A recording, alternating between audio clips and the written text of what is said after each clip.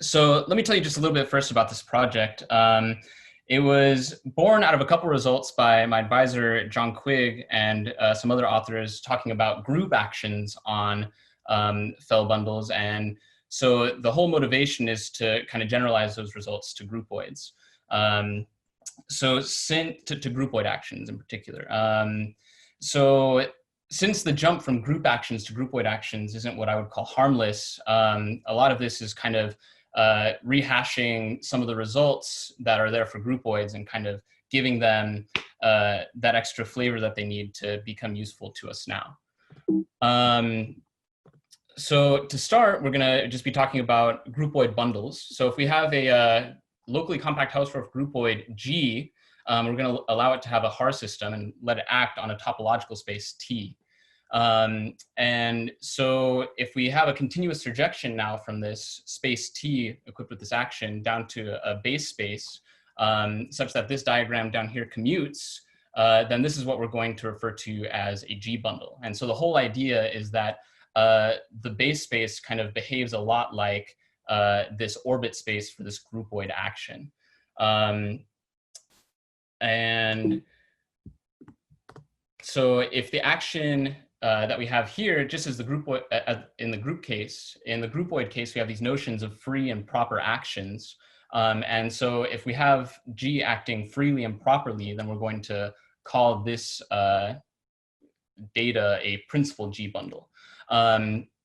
Now, in the locally compact Hausdorff case for T, a locally compact Hausdorff space, we can kind of take this usual notion of properness, which has to do with taking pullbacks of compact sets. But because later we're going to be generalizing to fell bundles, we're going to be losing that locally compact Hausdorff condition. And so we're going to need to kind of jiggle our idea of what a proper map is in this case. And this is our candidate here, where we're talking about convergence of these two nets in your topological space T implies that this net here converges in the groupoid G. And so with group bundle morphisms, or with group bundles, we also have these group bundle morphisms, which is a pair of maps. And we are allowing F to be a map from the total spaces, which is G equivariant. So it respects all of the conditions for the groupoid action, such that this diagram down here commutes. And so G, we just want to require that it's continuous. But already when we start to talk about principal actions, we get a lot of really specialized features to these G bundle morphisms. The first one is that if you ever have a morphism between two principal G bundles, but the base space is fixed, then this automatically is going to give you an isomorphism between the two total spaces. And then the second fact that we get is that we have first of all, we have a G bundle action, which is given by the pullback here. So the idea is that if you form the pullback by these two maps, Q and G, then we have a groupoid action on this topological pullback. And moreover, whenever the bundle is principal, the original bundle is principal, then the pullback is also going to be principal. Now, I do want to briefly mention that the action that we have on the pullback total space here, in this context, it goes only to the second coordinate. So because one of these maps is kind of a quotient, the first coordinate isn't going to see any of the effects of that G bundle, of that G action. And so when we have all of this data together, we can come to our first result, which was the first kind of major generalization and a major tool for the rest of this paper, which is an extension of this theorem by Pullback back in the 60s. And so the idea is this, is that if you have just a morphism between principal G bundles, then so the only way that this can happen is when T is isomorphic to the pullback in the normal sense, where we take the pullback by this G map. And so I'm going to walk us through a little bit of what that looks like in this case here.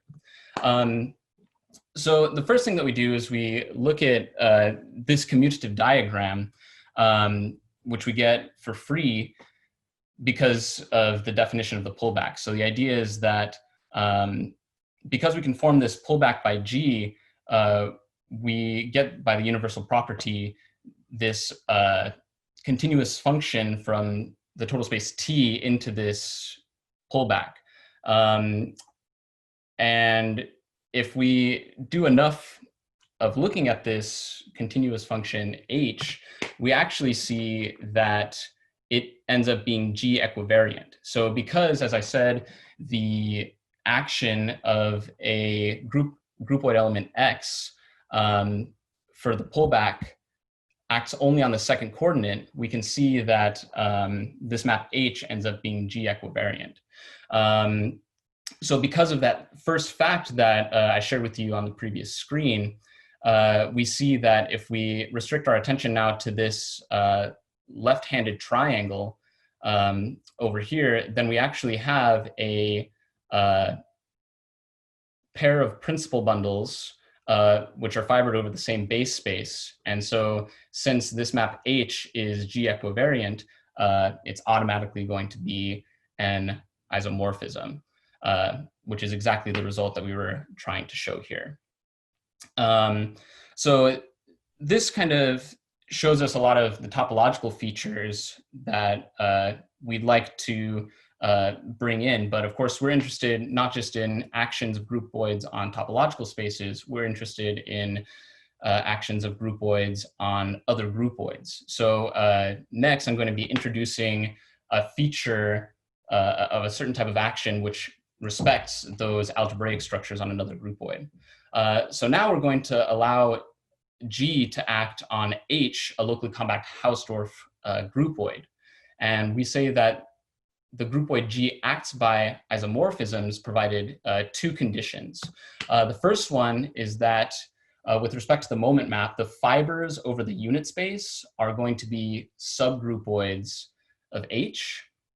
And the second condition is that whenever you choose a groupoid element, then the map sending a member of H to its acted element is also going to be an isomorphism of the fibers. So said differently, what this looks like is H ends up being a groupoid bundle over the unit space of our acting groupoid G. And so the picture that should come to mind for something that looks like this is given in this image here. So if we look at this top column here where we have these suited diagrams, these guys correspond to the set of all of them corresponds to the entire groupoid H. And we can see that each of these diagrams, which is my surrogate for our groupoid H, are exactly fibered over this bottom diagram here, which plays the role of my groupoid G. And so the idea is that it's clear, first of all, that the fibers over the unit space are going to be subgroupoids. And secondarily, we see that if we act,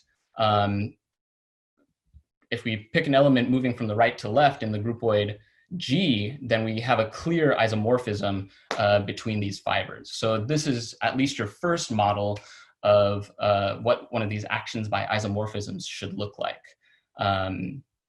And so that's great. Then we also want to be introducing the idea of a principal action in this context as well.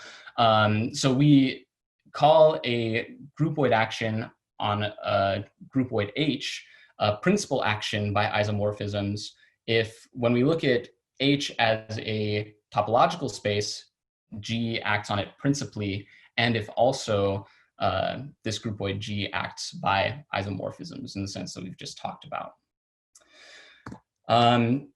So this brings us to kind of classification theorem that we have for these groupoid actions that are principal and by isomorphisms. So we see that if we have a principal action by isomorphisms of a groupoid G on another H, then the orbit space is going to be a locally compact Hausdorff groupoid. So the idea here is that the fact that the action is principal is enough to get us the topological features that we want, that it's locally compact in Hausdorff. And because we insist on this isomorphism structure for the bundles, then this is enough to ensure that we have a groupoid structure as well. So we have this multiplication and this inversion for the space of orbits.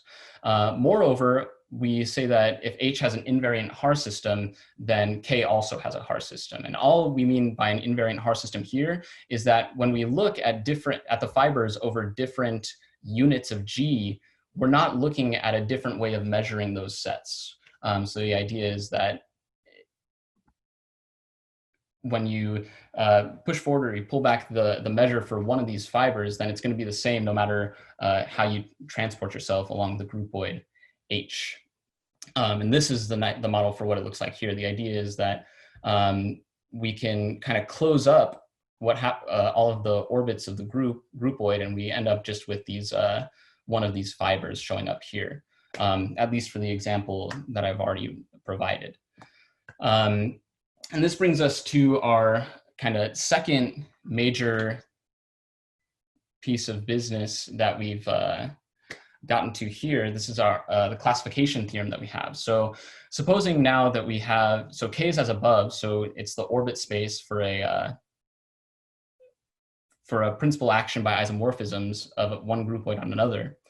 Then we have two things. We have that K acts on the units of the original groupoid, or the acted groupoid H, such that two things. The first one is that the transformation groupoid for this action of the orbit space on the unit space is G equivariantly isomorphic to the original groupoid H, and then secondarily that the actions of the orbit space and the original acting groupoid G commute when we restrict to this unit space here.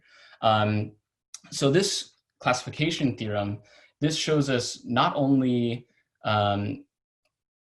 that this picture that we have for what these principal actions by isomorphisms is a pretty good picture, but this is actually the only way that it can come about, is that we're always looking at these fibers over the unit space, and we kind of smear them around by this G action. And that's a complete classification of these principal actions by isomorphisms. So I'm going to take a few minutes to kind of just walk through what this looked like to prove. As you can, well, maybe hopefully see, the major ingredient for this proof was this Pullback theorem, which was proven just for topological spaces. So what we see here is that we want to apply this theorem of Pullback twice, once with respect to the source map for H, and once with respect to the range map for H. So then I'll remind you that these two maps, this theta S together with this theta R, are each isomorphisms between these pullbacks and H. So the next step in this proof is, well, we want to view a relationship between the pullback of the source and the pullback of the range. So we just make this observation that if we compose theta S inverse with theta R and evaluate it, we see that two things happen. In the first coordinate, the element is fixed for the model of the pullback. But for the second element, we have this continuous map mu, which takes an element, takes a pair from the pullback with respect to S, which is a K, together with a unit from the original H, and it produces something that's also going to be in the unit space of H. So then the rest of the theorem comes down to proving that this continuous map mu ends up giving us everything that we need to declare there to be an action between the orbit space and the unit space of H. And so the technique kind of goes through endowing the pullback of the source map and the pullback of the range map with groupoid structures, which we can do because we have these isomorphisms with the original groupoid H that's receiving the action. And then you just make the observations that it takes to see that we actually have a well-defined groupoid action of the orbit space on the units. So with that in mind, we now know what all of these, what an action by isomorphisms, what a principal action by isomorphisms looks like for one groupoid G on another H.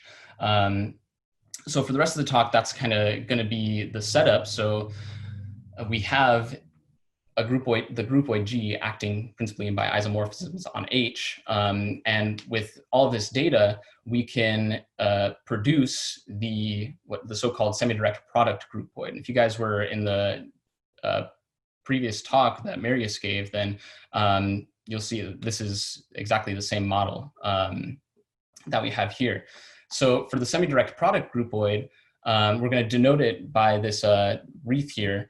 And what you do is you take the fiber product as a topological space between H and G, and then you just endow them with these operations where kind of the emphasis goes on this coordinate right here, where we want to twist the multiplication on H by this isomorphism, which is given by an element X from the original, from the acting groupoid G.